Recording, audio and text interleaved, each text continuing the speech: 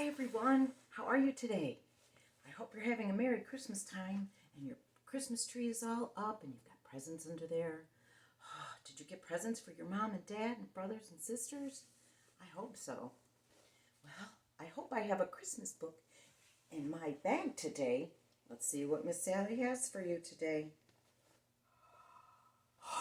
It's one of my very favorite Christmas books. It's called The Night Before Christmas. Today, our book was written by Mr. Clement Moore, and the illustrations and pictures today were drawn by Christian Birmingham. Now, this story is very old. It was written 200 years ago. That's older than you and me and your mom and dad and everybody you know. It was written in 1822. Wow.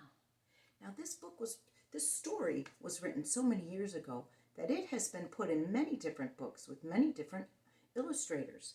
But this illustrator is my favorite. Are you ready? Here we go. 'Twas the night before Christmas, when all through the house not a creature was stirring, not even a mouse. The stockings were hung by the chimney with care, in hopes that St. Nicholas soon would be there. The children were nestled all snug in their beds, while visions of sugar plums danced in their heads. And Mamma in her kerchief and I in my cap had just settled down for a long winter's nap. When out on the lawn there arose such a clatter, I sprang from my bed to see what was the matter. Away to the window I flew like a flash, tore open the shutters, and threw up the sash. The moon on the breast of the new fallen snow gave a luster of midday to objects below.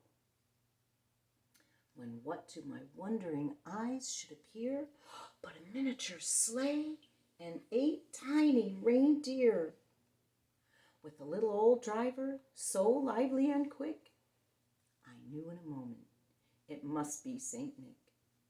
More rapid than eagles, his coursers they came, and he whistled and shouted and called them by name.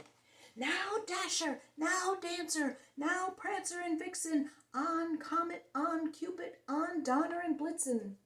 To the top of the porch, to the top of the walls, dash away, dash away, dash away all. As dry leaves before the wild hurricane fly, when they met with an obstacle mount to the sky, so up to the housetop his coursers they flew, with a sleigh full of toys, and St. Nicholas too. Then in a twinkling I heard on the roof the prancing and pawing of each little hoof. As I drew in my head and was turning around, down the chimney St. Nicholas came with a bound. There he is. He was dressed all in fur, from his head to his foot, and his clothes were all tarnished with ashes and soot. A bundle of toys he had flung on his back, and he looked like a peddler just opening his pack. His eyes, how they twinkled, his dimples, how merry. His cheeks were like roses, his nose like a cherry. His droll little mouth was drawn up like a bow, and the beard on his chin was as white as the snow. The stump of a pipe he held tight in his teeth, and the smoke encircled his head like a wreath. He had a broad face and a little round belly that shook when he laughed like a bowl full of jelly. He was chubby and plump, a right jolly old elf, and I laughed when I saw him in spite of myself. A wink of his eye and a turn of his head soon gave me to know I had nothing to dread. He spoke not a word, but went straight to his work, and filled all the stockings, and then turned with a jerk, and laying a finger aside of his nose, up the chimney St. Nicholas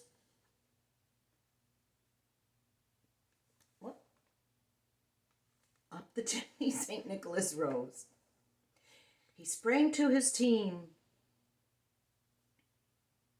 He sprang to his sleigh, to his team gave a whistle, and away they all flew like the down of a thistle.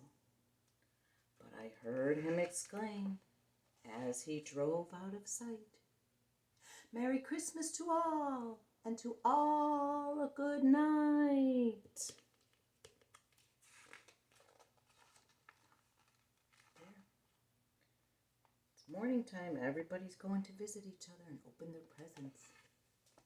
Well, I hope you liked my story today. I know I did. And I hope that you have a wonderful Merry Christmas. Bye, everyone.